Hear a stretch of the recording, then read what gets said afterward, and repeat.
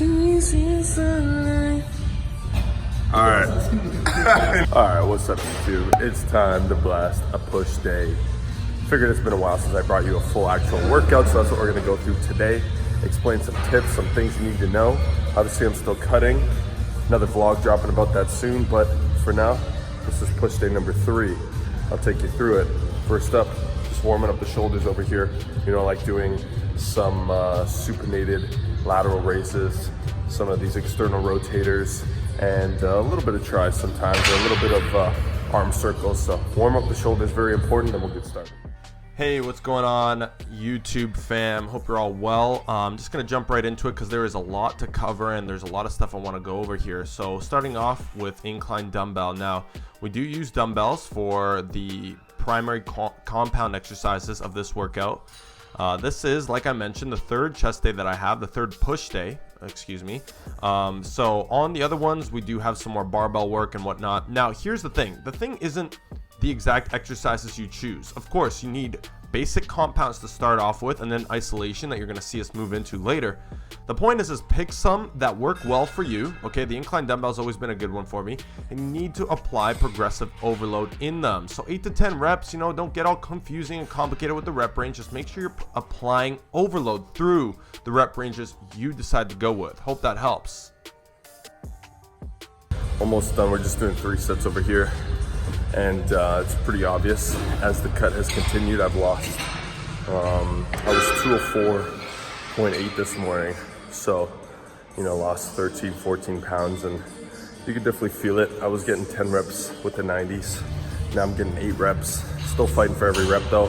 That's what you got to do when you're cutting. Remember, you got to try to preserve your performance in the gym. So actually, even though I lost a couple reps in relation to my body weight, relative strength is still there, so I'm holding on to muscle as much as I can. Let's keep rolling. We got Tyler here hitting his last set. Next up, we're gonna move on to flat dumbbells, so check in with you. So you saw me mention how I am cutting. If any of you have been following me for a little while, you'll know that.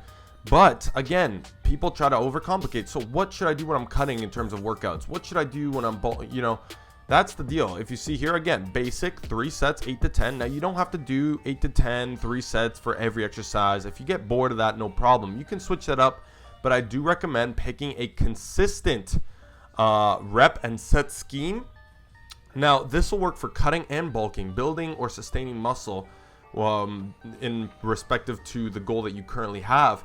Again, you need to focus on keeping or building strength within these main exercises. Do not keep switching it up every single week. This muscle confusion stuff is holding you back from progress, from muscle gain. Okay, what I'm going to share with you in this workout, in this video, has made me dramatic progress compared to the first 4 years when I was trying to do all this switching it up and all these different rep schemes and drop sets and all that. We keep it basic. The basics work.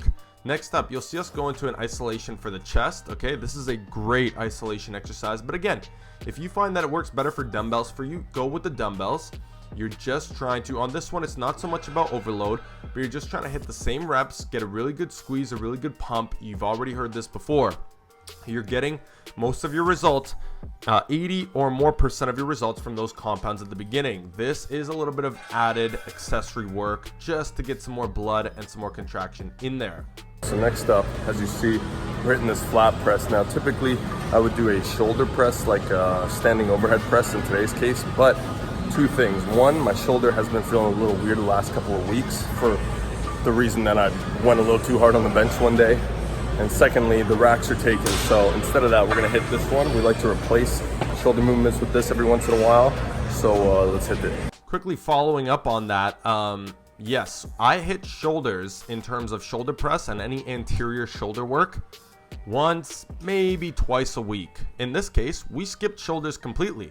We just did this pressing, and the reason for that, and pay very close attention to this, you do not need to directly hit shoulders in terms of presses and anterior raises. Actually, anterior raises are a complete waste of time because nobody, and I mean nobody's front delt is ever a weak point. Find one Mr. Olympia, find one physique competitor ever, find one person that lifts weights that their anterior delt is weak in terms of development. It is not.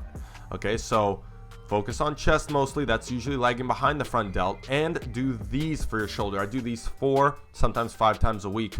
this is isolation to build out the rest of your shoulders. Side delts here. Now, one quick tip when doing these, I would keep my arms straighter. Here, I did not have my arms as straight as I would have liked. Again, getting the arms a little bit too far in the front plane of your body is going to lead to more anterior delts. And again, we don't want that. We want side delts. And immediately superset with a rear delt exercise. In this case, you'll notice I pause. This is insane. Make sure you pause at the top. Really get that mind-muscle connection. This is a small muscle we're working here. So it's very important that you focus on really isolating and squeezing this muscle under load once again. Okay, this one's a little bit higher reps. You're not looking for, huge overload because, again, small exercises for a small muscle group. To finish it off, just one little tricep superset here. This one's really good because you're hitting the entire tricep, all three heads. This one's going to hit that long head, of course, on the inside of the tricep. And we immediately go over into a superset to hit the outer, the short head, right? So one thing to keep in mind here is this one is where you're trying to overload. You're trying to keep the weight heavy. You're trying to progress through the reps. After this, obviously performance on the push down isn't going to be that great. You're really going to work on metabolic fatigue, meaning more of a pump in this part of the superset. So this one, you want a little bit higher reps, burn it out, fatigue the triceps as much as possible since they already got most of their work, if not all of their work, done through overloading through the chest and shoulder exercises previously. So I hope that all makes sense, and thanks for watching, guys. Hope you learned a lot. Stay tuned for some post-workout tips. Thanks again, and cardio. Alright, just finished up cardio. So the usual, going for 350 to 450 calories, as you see. So what I'll do, that's it for the whole push workout. Got it all done. What I'll do now, I'll take y'all home with me, talk a little bit about post-workout recovery, what I'm gonna have after this, and how you can maximize what you get out of your workout based off what you do post-workout. So stay tuned to see my post-workout routine, and hope you guys enjoyed the workout. Catch you at home. All right, so back home, and just to quickly show you the recovery here. Here is the power shake. So I do have this every morning. I've got some chocolate protein powder, frozen strawberries, spinach, oats, dark chocolate, and creatine in there. I pour a very cold cup of water just to make it like a cold smoothie, if you will. And after this, what I do is I always stretch. Okay, I always take 10 to 15 minutes to stretch out my entire body, chest, arms, shoulders, legs, hips, everything, lower back, all that stuff. And I found that it really helps with your recovery.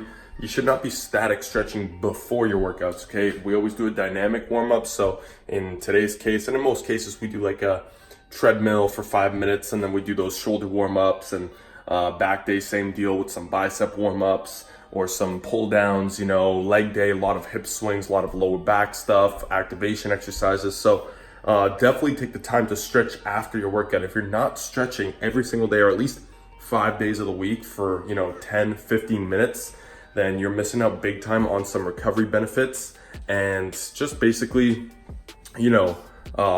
just being able to prevent injury in the gym. So this shake right here is amazing because it's very high in protein, it's high in fats actually as well, high in good carbs, okay, oats, strawberries. And also, one more thing I do want to show you to maximize recovery is I've been taking multivitamins, okay? I always take this in the morning as well. This one's called Vitamode. I just started taking it now. It's got probiotics in it as well, so if you can get some sort of probiotic, that'll help.